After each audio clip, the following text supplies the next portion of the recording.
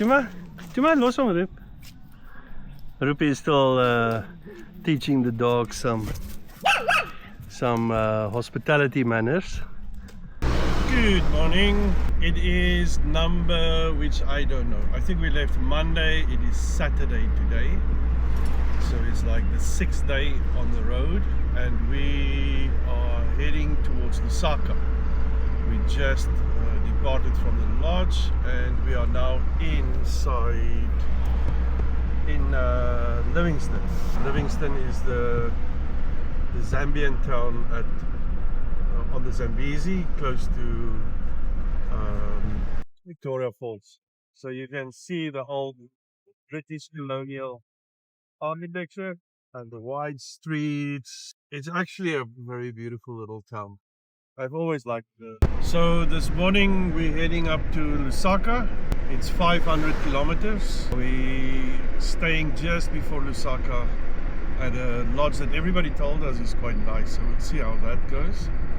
And it's actually a beautiful road driving up there with 3 or 4 nice little towns, which we'll do a quick stop.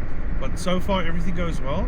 The good news is it's the second last day before we hit Malawi. Tomorrow evening we'll be in Chipata, which is the border town of Malawi and Zambia, which means on Monday morning we are in Malawi, which is our hometown. Anyway, let's hit the road. 500 k's, here we come.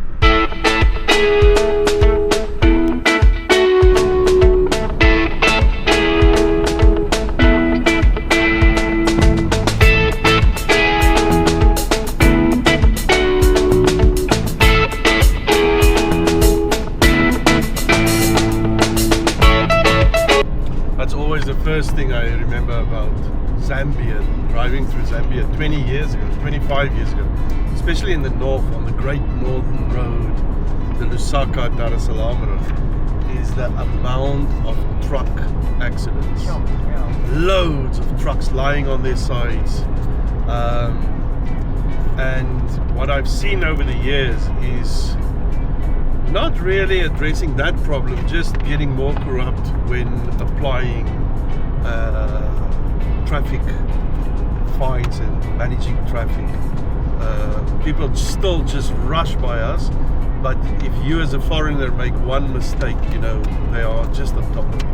That's one thing I don't like about Zambia. The rest Zambian people are amazing, but driving in Zambia is not the funnest thing to do.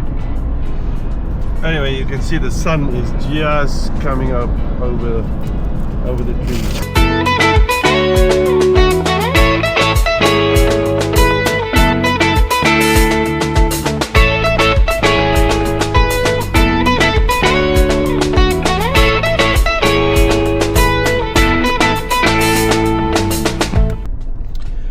First of many tolls on the Zambian roads, which is fine if you drive on a good road, and half the time you drive on a good road, but there's also stretches that is just horrible. Anyway, it's a crisp, clear morning. Rips, are you ready for the wrong road? Hierso, kykie. Rips, hierso. Say hello. Say hello for ons. Say for us, hello. Say for us. Very He's looking for monkeys. monkeys. Up. Fuzzy up. Fuzzy up. So we arrived in Choma, here in 2 hours north of Zambia.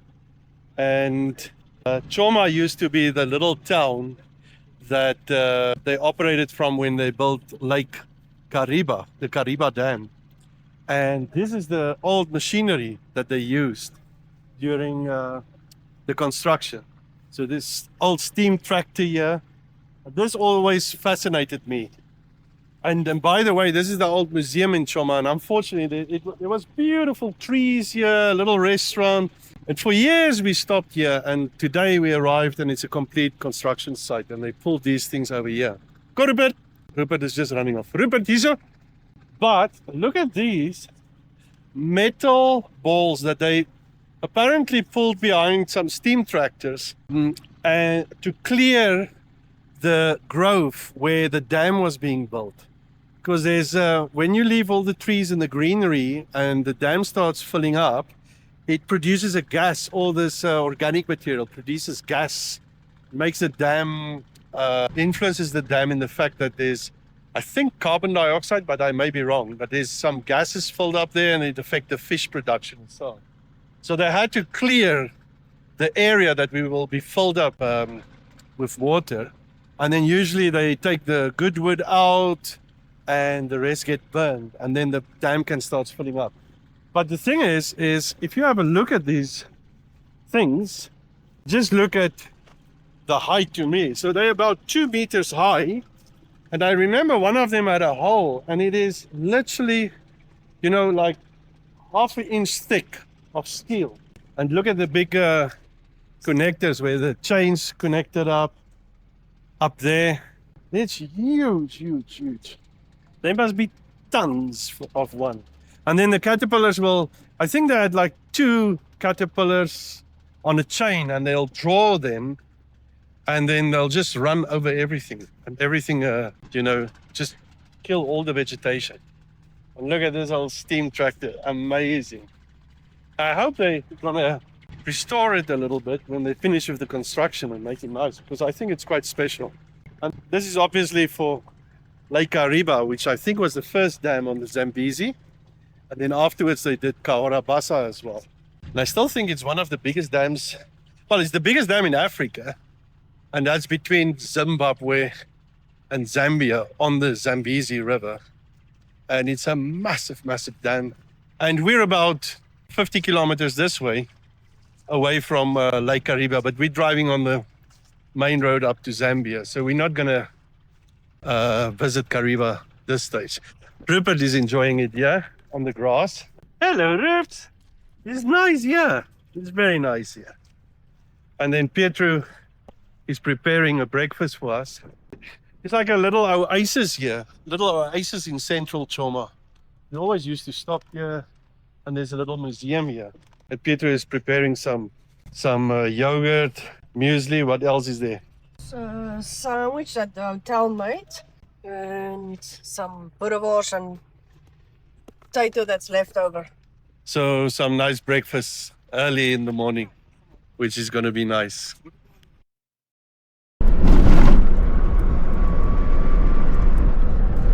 So here's one of those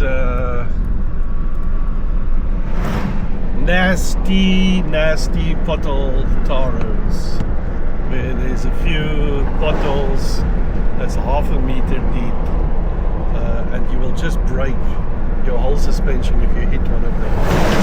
And then trying to overtake these trucks is dangerous because they swerve between the potholes, and as soon as you try and overtake, the next thing is he's just swerving in front of you. Well, now we're going to go, and you have to look out for the potholes as well. Just hope and pray you don't swerve down. Okay.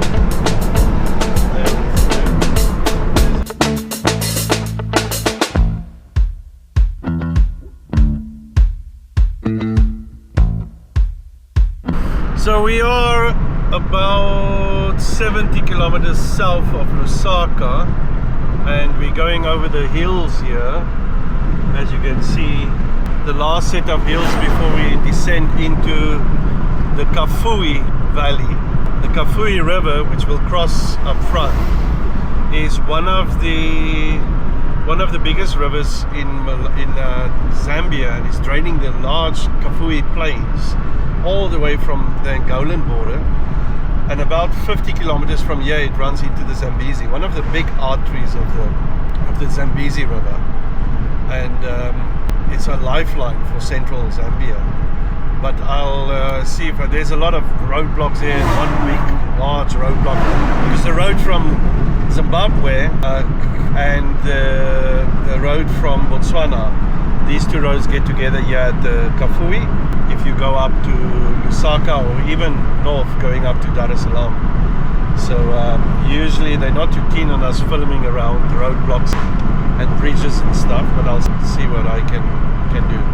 But I'll turn it around, and then you can see yeah, we're going to start our descent now into the Kafue Valley.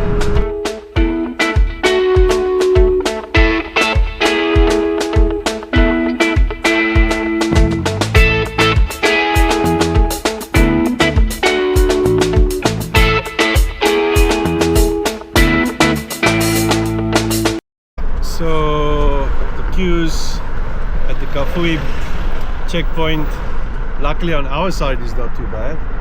And here you can see the Kafue. Nice little houseboats here, restaurants, skiing. I think a lot of the Lusaka people moved down here. Ski boat. That side you can see as well.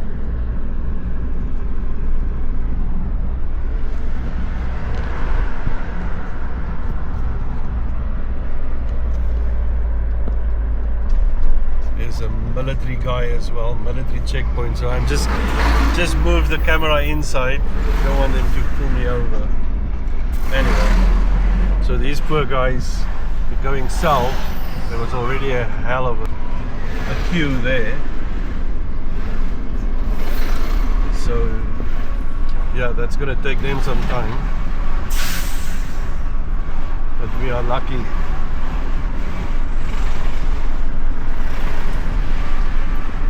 Next stop, where are we going? Lukasa guest house camp, just west of Lusaka, the capital of Zambia, and we're about half an hour's drive, 45 minutes drive to there, and then we can relax for the rest of the afternoon. Thank you. Okay, so it's one of the tolls here in Zambia, just outside Lusaka, but there's many that you go through. I'm just keeping the camera down because again there's military everywhere. Okay, yeah, but military with balaclavas and AKs. And now it's cameras above. So these cameras above, they record you, and then if you drive reckless or too fast, they pull you off a kilometer or two from here. There they sit in front. Yeah. So you get this toll road slip. It's gonna follow you now. You pay a toll road tax. Sorry, I was in my mind. I'm just navigating around everybody here at the toll gate. It's always chaos at a toll gate. But when you go through the border, and I'm explaining this because some people don't know this, and I remember years ago I struggled with figuring it out. But you pay a toll road surcharge or a fee or whatever you call it, and then that letter or the receipt that they printed out for you, you have to get it stamped through each and every toll road, and the little receipt, the slip. And now in 2025 it's 20 kwacha so far per toll, 20 kwacha. So they staple it onto that original receipt from the border and then stamp it as well. And the day you end up at the border post where you leave the country, they want to see it. And if you don't have it, you will pay massive penalties and fines. And the one time we drove with a couple of Land Rovers down, and I think it was during the COVID stage, from the north of Zambia down to the south at Kwazulu, and there they asked for it, and I just chucked it somewhere in the Land Rover, not thinking that I'll ever need it again, because I pay for it. Obviously you pay to be able to progress. And it took me an hour of going through the Land Rover, and I found all the little slips lying under the seat or in a rubbish bag. Luckily, and I could give it all back and prevented a hefty fine. So Pietro said, now just explain. So you can see we've already got a couple of stamps there. They don't tell you at the border. Nobody tells you nothing. And then the other issue, even now I'm driving, I know there's loads of traffic cops here, but there's no speed indication. No, I don't know if I must drive 40, 50, 60, 100 or 120. But they'll catch us up front here for driving too fast. So everybody just drives slow, which is good. It's really good because it's safe. It's less accidents and stuff. But I mean, why not just tell your citizens what the speed limit is, and then you penalize the guys that don't follow it? Why this mystery box mystery box and game we're playing with. Should I drive 60 or not? Yeah, anyway, that's my 5 minutes of ranting. The good thing is we're almost at the lodge. We are 25 kilometers away and it is 3 o'clock in the afternoon, and soon we can relax. We are in Lusaka, and we're just a couple of kilometers away from Lukasa, where we're sleeping tonight.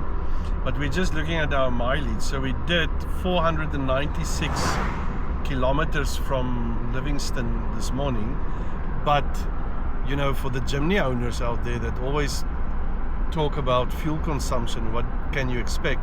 This is a 5-door, 5-speed manual Jimny with a 1500 engine, and we did on this tank, keeping in mind I've put in here a bigger tank in, a Ratel 74 or 76 liter tank, but just on this tank from this morning I've done 12.9 kilometers per liter. I hope it's focusing. I'm not sure if you can see, but 12.9 kilometers per liter. That's bloody good. That's really good. And oh yeah, keep in mind the car is fully loaded. I mean, if the back is hanging, that's how much we've loaded in here. Plus we've got a rooftop tent on the roof rack, plus all the camping equipment inside the roof pod. So I mean, the car is as heavy as you can make it. And basically I think I'm going to hit 13, because I drive very slow now, 13 kilometers per liter, which is absolutely amazing. If I take the TD5 Defender, which I did the last trip with this way, I think we average at about 7.5, 8 liters, which this is a huge saving on fuel. And we have arrived at Lukasa.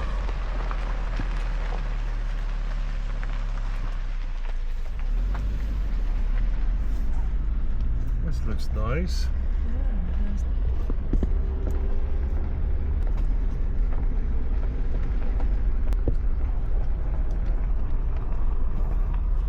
Beautiful garden.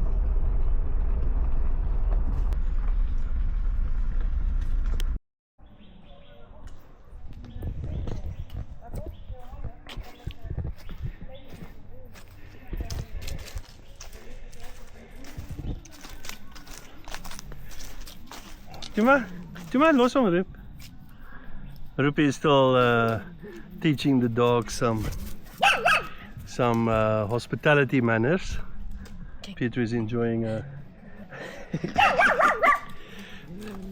they're sorting each other out. Rup, sort them out. This old guy. Come. This is a stunning setup. Beautiful manor house with 5-6 bedrooms, swimming pool, and then here is the campsite just behind the lens. I'll show you there, but I'll just walk through here quickly. This is the campsite, little lounge here, barbecue area, washing up area there, dinner area, ablutions, nice table here, another little barbecue area, and these beautiful big makoros, and then 2-3 campsites on that side, and 2-3 campsites on this side, and a fire pit up there.